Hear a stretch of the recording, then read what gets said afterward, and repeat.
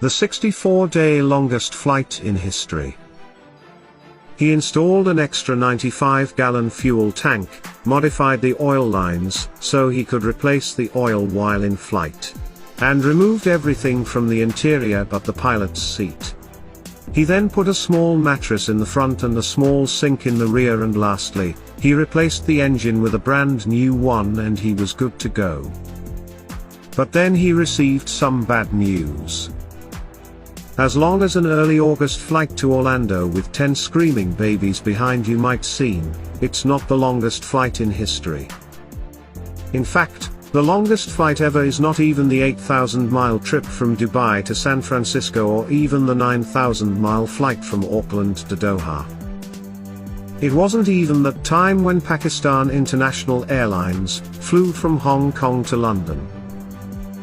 Wrong way round, or even that time in 2005 when a pilot circumnavigated the world from Kansas to Kansas non-stop, or even that time in 2006 when the same pilot flew from Florida to England with an extra circumnavigation for good measure.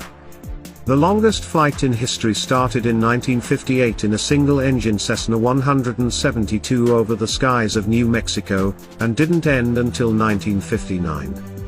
In 1956, the Hacienda Hotel opened in Las Vegas, Nevada, but it had a problem. It really wasn't in a good place. All the popular casinos were over a mile north, so the owners desperately needed publicity. Luckily, one of the slot machine mechanics, Robert Tim, came up with an idea. He was going to break the flight endurance record, and the Hacienda Hotel was going to help. In exchange for prominently painting Hacienda on the side of the plane, the owners of the hotel gave Tim $100,000 to fund the flight. Now with money, Robert Tim bought a used Cessna 172 and got to work on some modifications. He installed an extra 95-gallon fuel tank, modified the oil lines so he could replace the oil while in flight, and removed everything from the interior but the pilot's seat.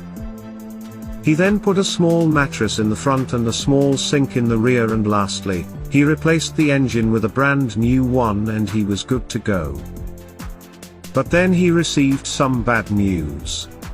Jim Heath and Bill Burkhart had just landed their plane in Dallas after 50 days in the air. The record to beat was now 4 days longer. But the good news was that Tim found a co-pilot, John Cook. This John Cook, experienced airline pilot and mechanic John Cook. The pair finished up their alterations and then took off on National Cookie Day, that's December 4th if you're out of the know, bound for nowhere but the record books.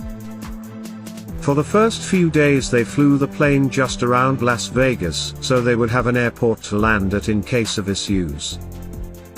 But soon after they ventured south to fly over the deserts of California and Arizona. But what I'm sure you're wondering is how they refueled. They didn't do air-to-air refueling, and it wasn't a solar-powered airplane or anything like that.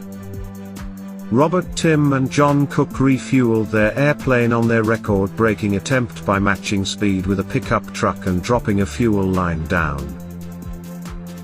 For a full 3 minutes twice per day the truck and plane went along a deserted stretch of highway like that. For food, the restaurant of the Hacienda Hotel prepared gourmet meals that were hoisted up to the airplane by rope. The pair took turns flying for 4 hours, then sleeping for the next 4. The flight initially went smoothly. Christmas and the New Year came and went with no major mechanical issues, but the isolation and exhaustion from the flight started to get to the pilots. Cessnas are small and loud, hardly a good home for weeks upon weeks. On day 36, the pair narrowly avoided disaster. In the early hours of the morning, Cook was having his rest while Tim was in the pilot's seat flying the plane, until he dozed off. Luckily the autopilot was engaged, so the plane flew for a full hour halfway to the Mexican border before Tim woke up. On day 39 the generator failed, which meant the plane had no heat, no light, and no autopilot. But they were nearing the record. 11 more days of flying passed, then, on day 50, January 23, the Hacienda Cessna 172 broke the record for the longest continuous flight in history, but they weren't done yet. Tim and Cook pressed on, determined to make their record last. As 50 days became 60, the engine started to become weaker and weaker as carbon clogged the combustion chambers and they could barely gain any altitude. It was time to land.